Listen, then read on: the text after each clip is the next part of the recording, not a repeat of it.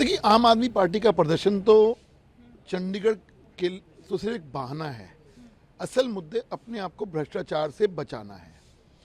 जिस प्रकार से आज दिल्ली की जनता और भारतीय जनता पार्टी के कार्यकर्ता सड़कों पे उतरे और जो भ्रष्टाचार का विरोध भारतीय जनता पार्टी के कार्यकर्ताओं ने, दिल्ली की जनता ने किया, वो उसको डाइवर्जन पॉलिटिक्स करते हुए, डाइवर्जन टैक्टिक्स करते हुए अरविंद केजरीवाल ने आज ये प्रदर्शन रखा चंडीगढ़ के इशू के ऊपर, जबकि उनको पता था कि चंडीगढ़ के इशू के ऊपर कल ऑनरेबल पंजाब और हरियाणा हाई कोर्ट ने उनको स्टे देने से मना कर दिया था।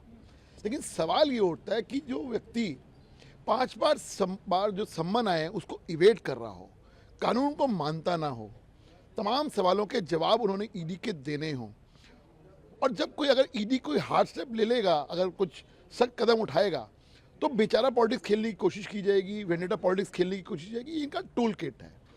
अरविंद केजरीवाल को बहुत सारे सवालों के जवाब ईडी को देने हैं। सवाल उठता है कि 300 करोड़ का जो मनी ट्रेल सुप्रीम कोर्ट ने जिक्र किया, क्या उसका सवालों के जवाब नहीं देना बनता क्या? कि अरविंद जो मनीष सिसोदिया के पर्सनल सेक्रेटरी थे, उन्होंने साफ अपने शब्दों में कहा कि अरविंद केजरीवाल के घर पर उनकी मौजूदगी में ड्राफ्ट डॉक्यूमेंट दिया गया जिसमें 5% से 12% कमीशन की गई। तो अरविंद केजरीवाल उसका जवाब नहीं देंगे क्या? समीर महिंद्रू को बोला गया कि विजन इज माय बॉय, तो इस बात का जवाब अरविंद केजरीवाल नहीं देंगे क्या? इसलिए ऐसे तमाम सवाल हैं जो अरविंद केजरीवाल से ईडी पूछने वाला है। लेकिन हर बार की तरह ये कहना कि हम पे तो ईडी वेंडेटा पॉलिटिक्स खेल रही है, ये सम्मन इलीगल हैं। सवाल उठता है कि अगर सम्मन इलीगल हैं तो अब कोर्ट में जाके उसको क्वैश क्यों नहीं करा रहे? यही हेमंत सोरेन ने किया, 10 बार इवेट करा, कोर्ट गए, कोर्ट में क्वैश कराने की कोशिश करी, कोई सफलता नहीं मिली, अंत में उनको ईडी के सामने प्रस्तुत होना पड़ा। इसलिए मेरा कहना है अरविंद केजरीवाल जी को कि आप जितना मर्जी आप इवेट कर लीजिए, एक ना एक दिन आपको ईडी के सामने प्रस्तुत होना पड़ेगा और तमाम सवालों के जवाब देने पड़ेगा। आप बच नहीं सकते हैं। ये कह के कि मेरे साथ वेंडेटा पॉलिटिक्स हो रही है, आप बच नहीं सकते चीज़ों को लेके। अरविंद केजरीवाल और उनकी उन्हें गिरफ्तार करने की साजिश जो है बीजेपी रच रही है। देखिए, गिरफ्तार होंगे नहीं होंगे ये हमें नहीं मालूम, भारतीय जनता पार्टी को नहीं मालूम। कानून अपना काम कर रहा है, कानून के तहत ये कार्रवाई हो रही है।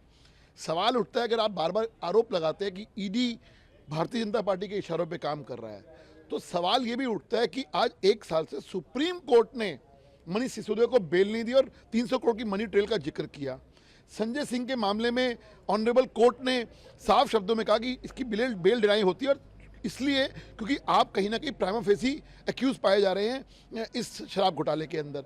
तो आप जब आरोप लगा रहे हैं ईडी के ऊपर कि ये भारतीय जनता पार्टी के इशारों पे चल रही है, तो आज माननीय न्यायालय किसके इशारों पे चल रहा है? क्या माननीय न्यायालय साक्ष्य देखता है, और साक्ष्य चीख के कह रहे हैं कि अरविंद केजरीवाल आप मास्टरमाइंड हो इस लिकर घोटाले के। इसलिए आप ये जो आप वेंडेटा पॉलिटिक्स खेलने की कोशिश कर रहे हो, ये सफल नहीं होने वाला है।